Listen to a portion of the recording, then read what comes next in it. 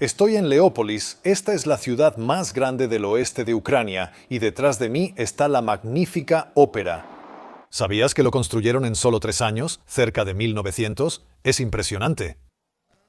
A mis pies están las boquillas de una fuente, pero no funcionan ahora porque es invierno. En verano me mojaría mucho. Debajo de estas hay un río que antes fluía aquí y ahora es parte del sistema de alcantarillado moderno.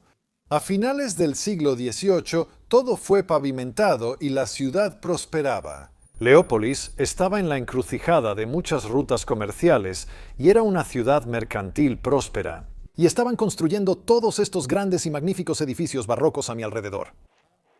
Era una ciudad muy multilingüe y multicultural. Y esta es la historia que escuchas en toda Europa todo el tiempo, a lo largo de los siglos recientes. Tendrías las ciudades en desarrollo con sus poblaciones de judíos. Aquí había armenios, polacos y otros, cada quien hablando su idioma y conservando su cultura. Estaba rodeado por el mar ucraniano, con personas rústicas, en su mayoría analfabetas, que hablaban ucraniano. No participaban plenamente en la historia de la ciudad y a menudo estaban prohibidos de estudiar en la universidad local.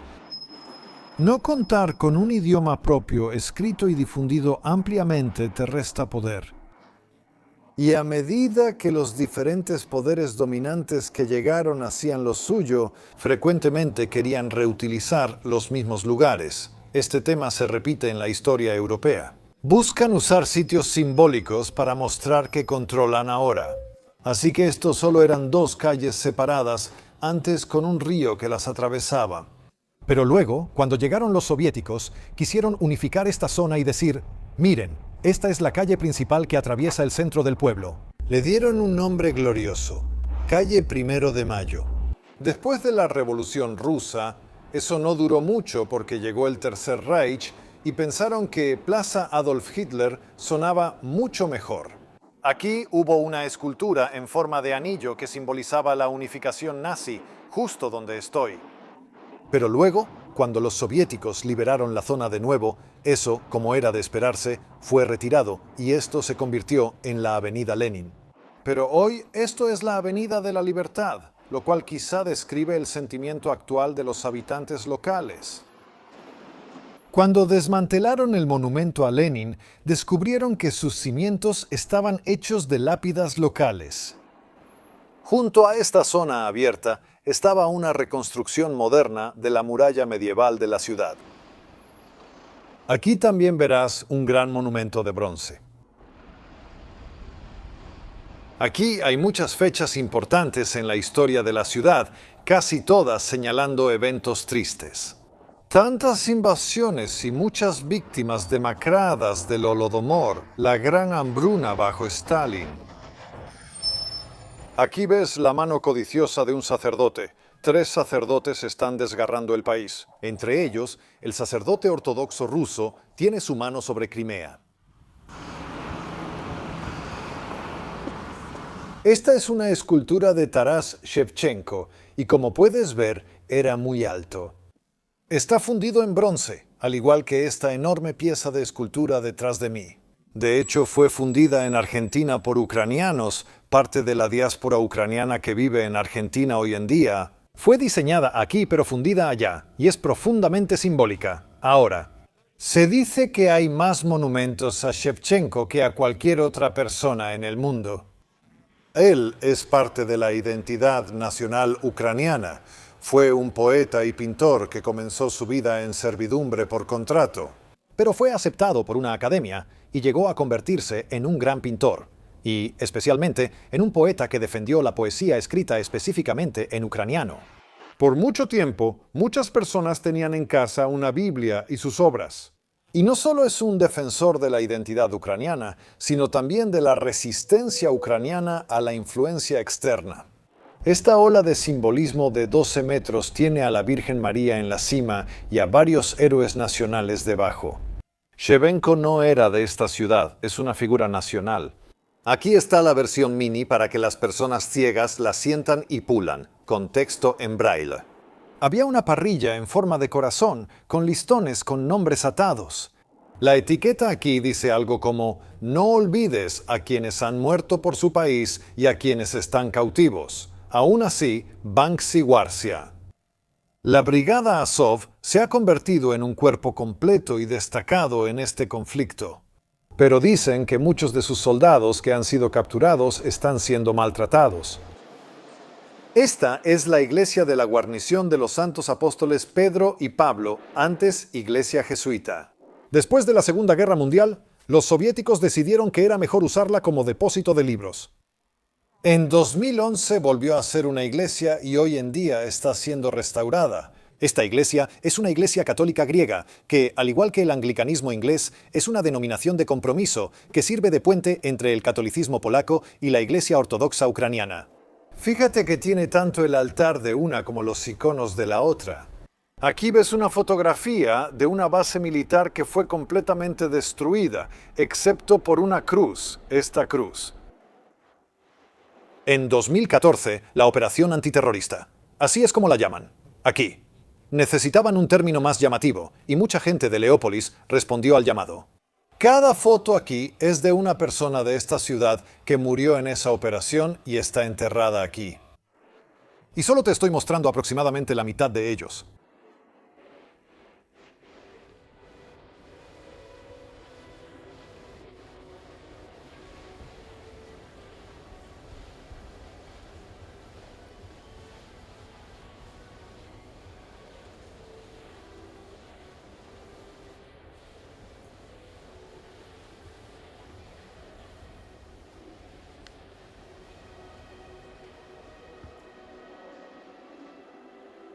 En la ciudad barroca, los ricos comerciantes católicos construyeron sus bonitas casas. Si las hacían con más de 3 ventanas de ancho, como esa, debían pagar un impuesto extra, así que era para presumir. El comandante militar local tenía una casa de 5 ventanas. ¿Qué tipo? La casa de la rata, el ayuntamiento. Cuando esto se construyó por primera vez, los lugareños lo despreciaron y lo resentían. Antes era conocido como el edificio de la chimenea, pero ahora es apreciado y a veces un trompetista toca en la torre. Ahora estoy en una iglesia armenia. Hubo una época en Leópolis cuando los armenios eran la comunidad más rica y exitosa de toda la ciudad.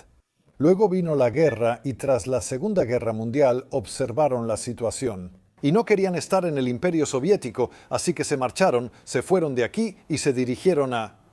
Esto puede sorprenderte. Polonia evitó a la Unión Soviética. En Gran Bretaña vemos a Polonia como parte del otro lado del telón de acero, es decir, la Unión Soviética. Polonia era al menos semi-independiente de la Unión Soviética. Esta zona está tan cerca de la frontera polaca que la gente podía ver la TV y oír la radio polaca. Vieron un mundo distinto y colorido. La gente dejaba que los niños vistieran ropa brillante y la televisión era increíble.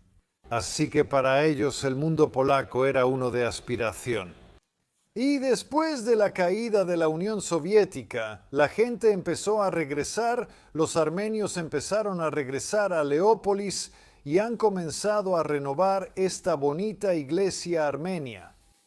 La cruz armenia no muestra un cadáver sangrante, sino lo que ves en las esquinas. Aquí crece, echa hojas y florece con la alegría de la resurrección.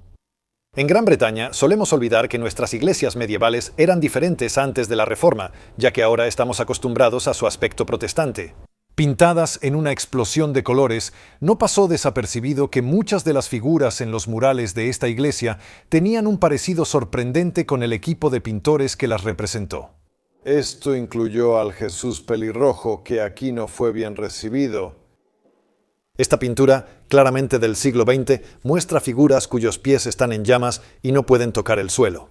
Porque han decapitado a Juan el Bautista, lo cual no estaba en la escena de la Natividad de Navidad.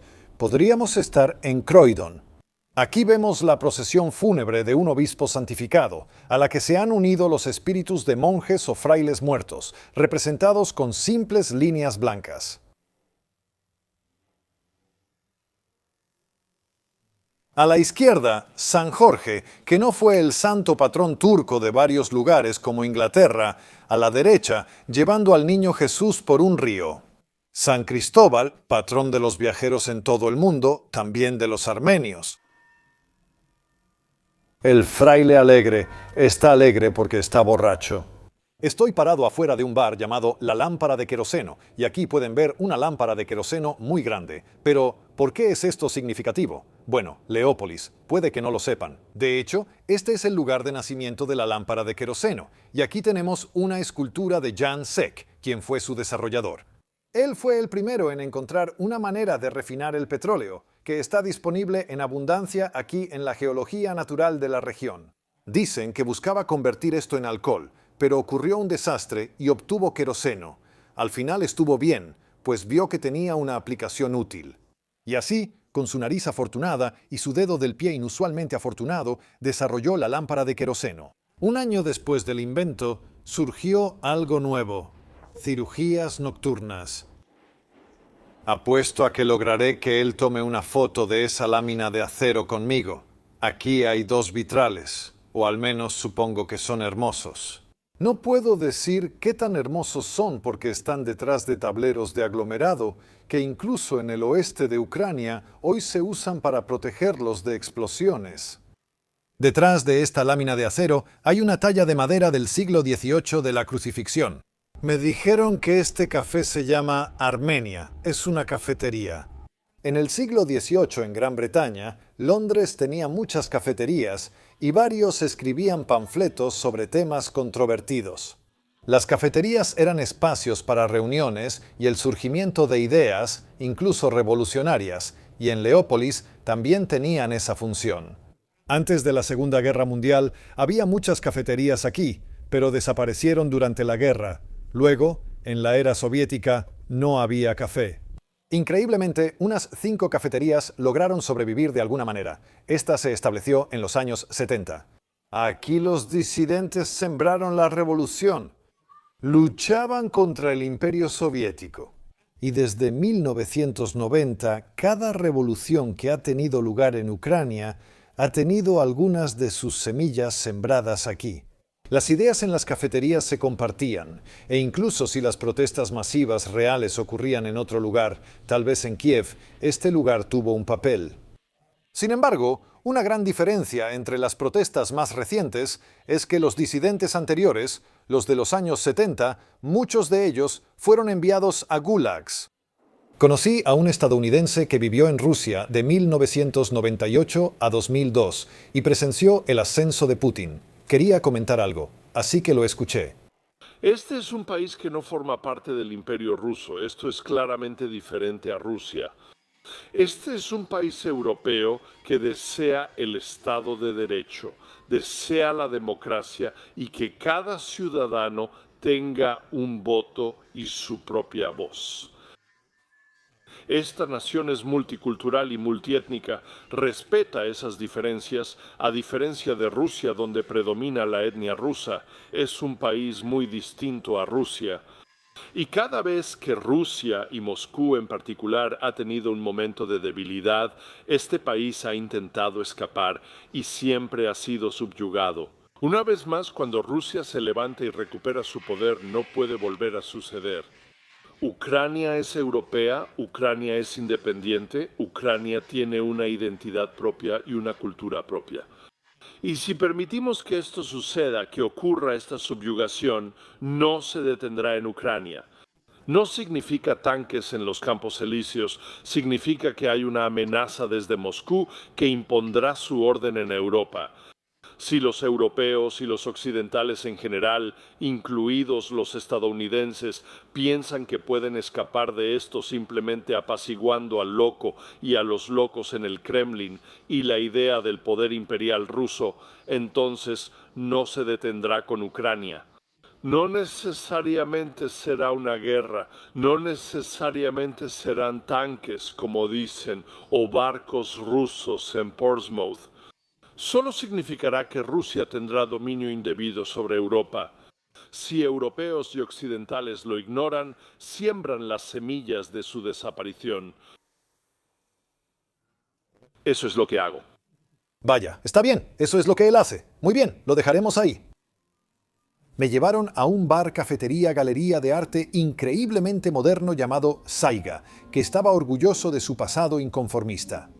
No sé si estos cigarrillos son arte o publicidad, Oh no, es un callejón sin salida. No temas, hay una escalera al cielo. Detrás de mí están las fortificaciones medievales del casco antiguo, una reconstrucción moderna donde se aprecia el pasillo superior y arcos de ladrillo.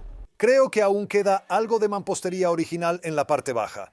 Ahora estoy en el barrio judío. Durante el auge de Vis, cerca del 30% de la población era judía. No todos estaban en un solo lugar. Cruzabas la calle y había casas judías. La población estaba un poco mezclada, pero esta era la choza judía aquí y hoy es un memorial. Aquí antes había una sinagoga y allá un espacio grande donde había otra. Desafortunadamente, es la misma historia. Los nazis vinieron, había más de 40 sinagogas y al irse solo quedaron 2. Y eso es porque esas 2 las eligieron para usarlas como establos. El resto fueron destruidas deliberadamente y la población judía pasó de algo así como 130 a 150.000 a solo 800. Otra gran iglesia barroca. Me pregunto cómo sobrevivió esta que tengo detrás de mí, una estructura barroca colosal que fue construida para la gloria de Dios, pero bajo los soviéticos. Puede que te sorprenda saber que la razón por la que esto ha sobrevivido tan bien es porque la usaron como el museo del ateísmo. Slavik, un vagabundo local, fue fotografiado con muchos atuendos distintos. Y por alguna razón, la marca de moda de alta gama Balenciaga, de la que nunca había oído hablar, ha estado copiando sus diferentes estilos, a veces de manera muy precisa. Si quieres lucir como un vagabundo ucraniano, compra Balenciaga. Detrás de mí hay un edificio bonito, mezcla de Art Nouveau y Art Deco. Me han señalado un detalle que es que allá arriba puedes ver unas letras y en realidad son un número. Así que esa primera letra cirílica que parece una A normalmente significaría 1. Pero puedes ver, tiene una pequeña Z inclinada arriba que la hace 1000. Existen varias versiones de este sistema numérico.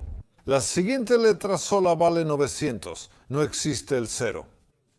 En vez de eso, vamos directo a la última, parecida a una E, que significa 5. Así que 1905, 1905.